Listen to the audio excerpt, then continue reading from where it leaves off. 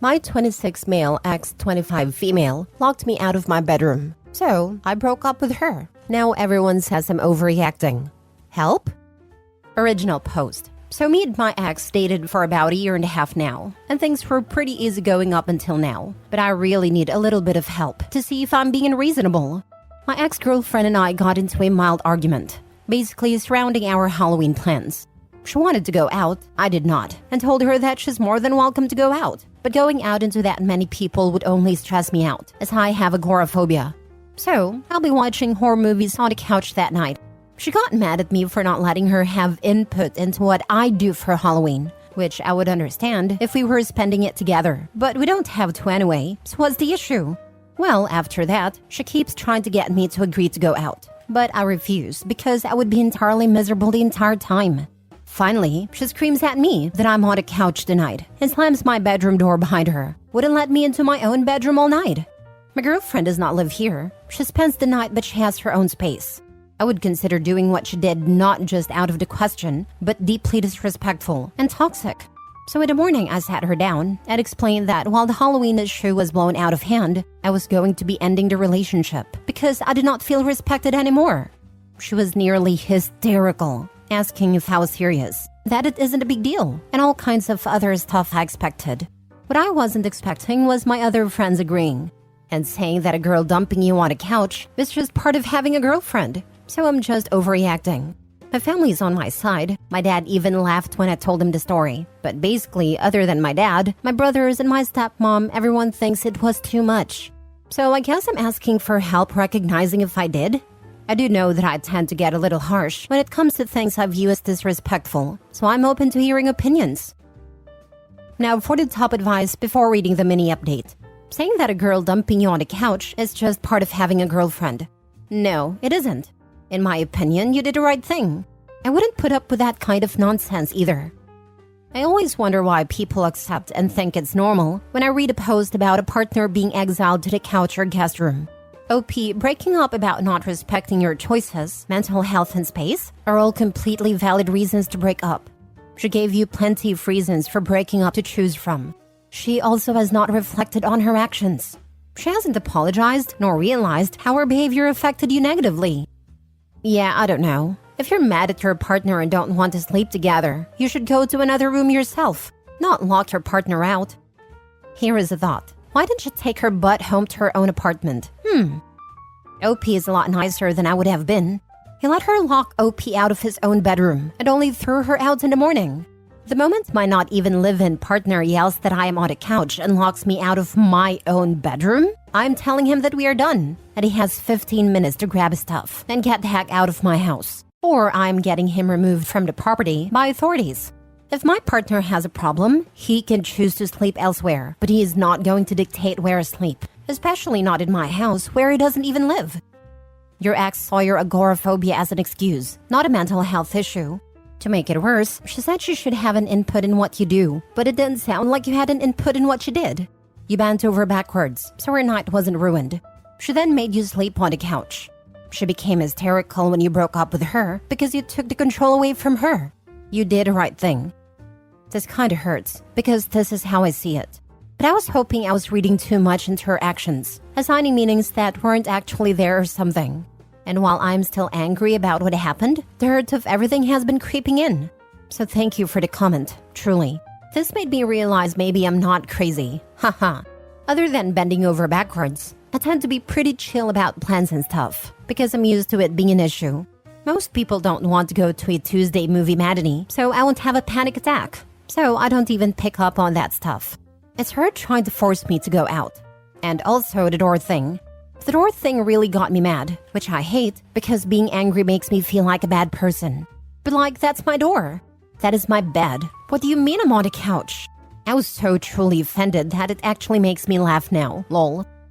No, being mistreated is not a normal part of having a girlfriend. Yeah, that's how I see it, especially considering it's my place.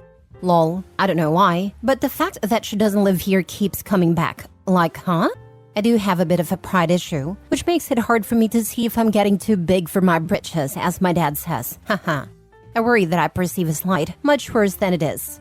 I mean, I guess with that, and how often I see it happen to other guys, I started thinking maybe this is one of those times I don't see that I'm being irrational.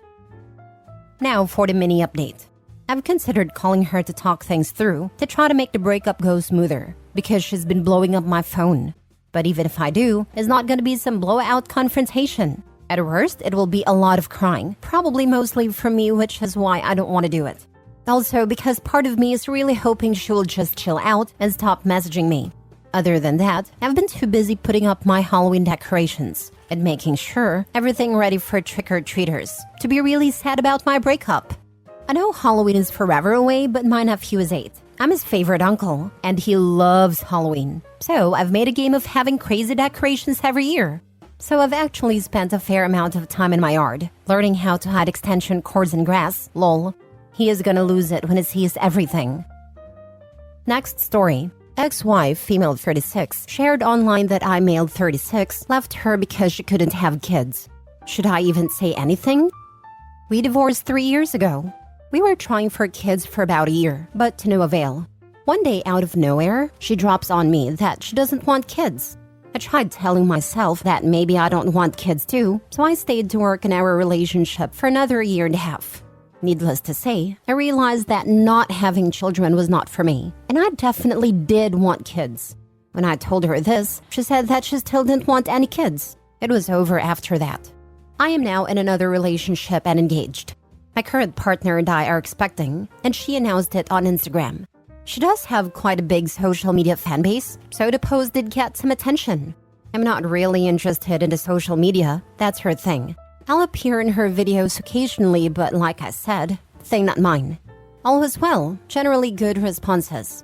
This was around 2 weeks ago. I went to a gathering with some friends on Saturday. As soon as I walk in, silence. These are mutual friends of my ex-wife and I.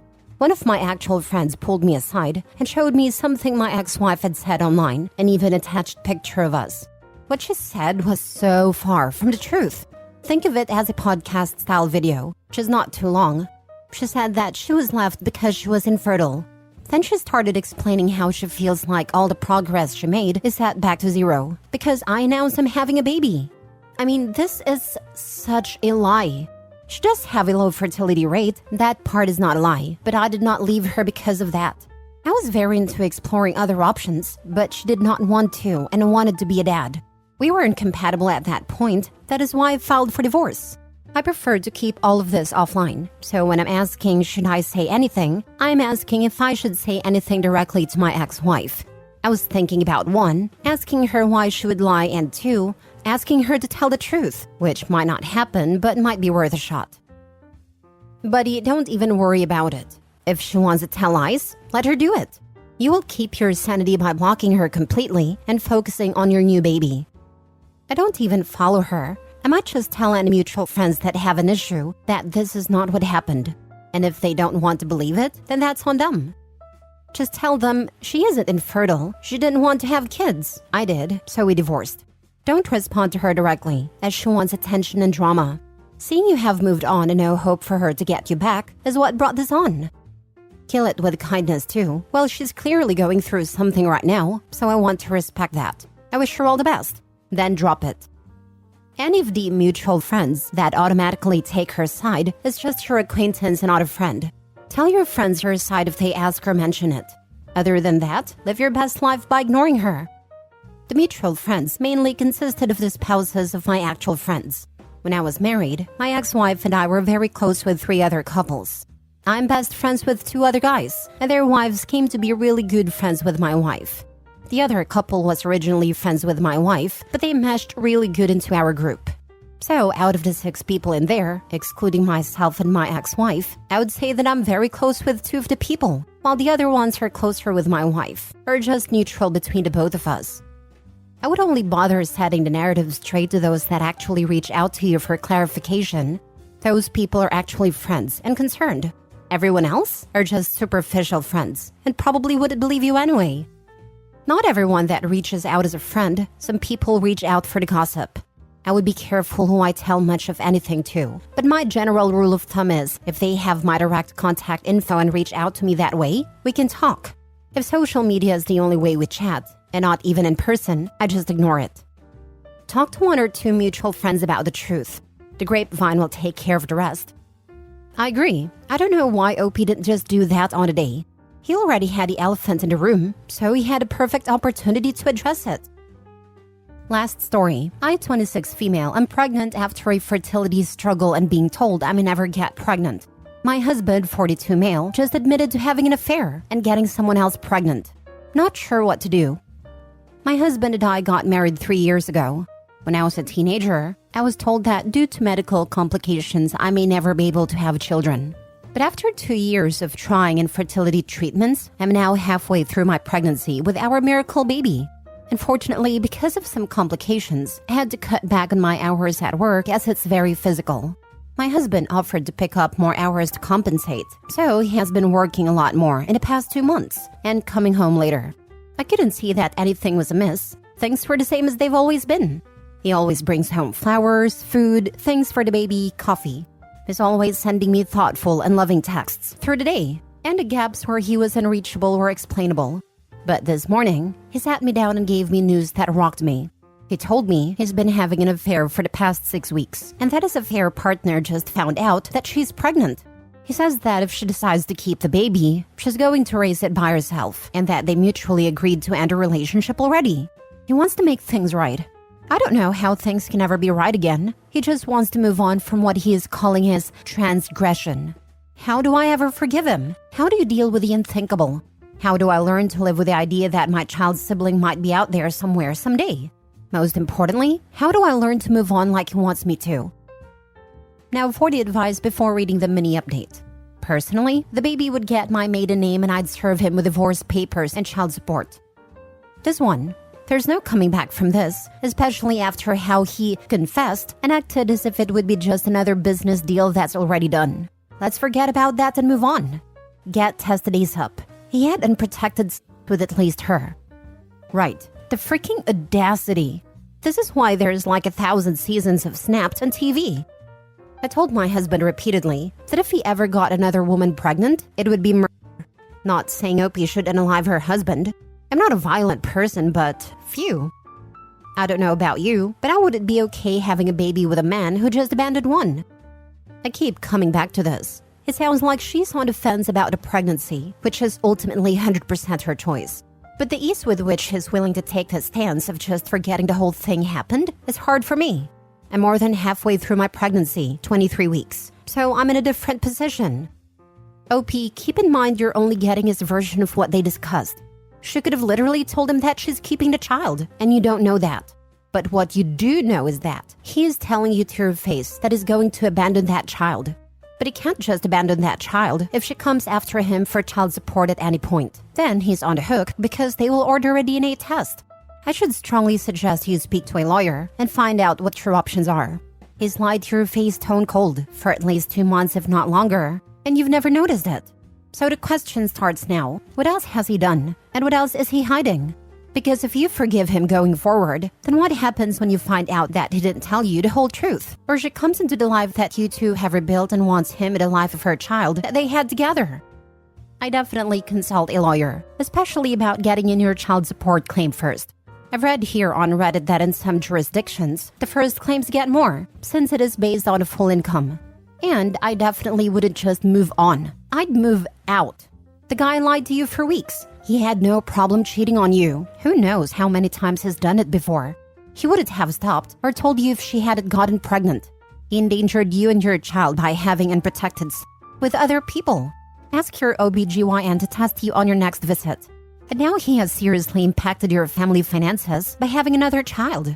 And he just expects you to forgive and forget? Without putting in any of the work reconciliation usually entails? No, and ignore him and his flowers and loving texts. You deserve better, OP. It sounds like he has no remorse, and the only reason the affair ended was because she got pregnant. How could you possibly trust men like him? He sounds like he is minimizing his affair. If she keeps the baby and they still work together, I highly doubt he will completely cut things off. She'll be in his life from now on. Are you okay with that? Now for the mini update. I have an OB appointment for unrelated medical reasons tomorrow, at which I will make sure to request extensive testing. I have plans to meet with a lawyer on Monday. I'm talking to my sister to see if I can stay with her. My relationships with much of my family are fractious, but I have a pretty positive relationship with her. I will not be seeking other options other than having my baby, due to being pretty far along and having been told in the past I would not conceive. Regardless of what my husband has done, I love my child.